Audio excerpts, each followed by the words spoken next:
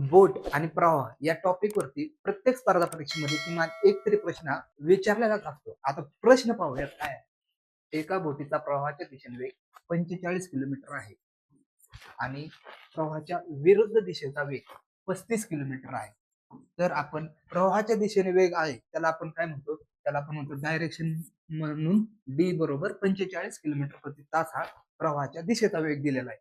आणि विरुद्ध दिशेचा वेग काय आहे प्रवाहाच्या, तर तो आहे 35 किलोमीटर, ज्याला आपण कशाने दाखवतो ओ, म्हणजेच काय ऑपोजिटने. आणि हे का का म्हणून ओ आणि डी दिलेलं आहे हे जर तुम्हाला समजून घ्यायचं असेल तर युट्यूबवरचा मोठा व्हिडिओ बघा आपला.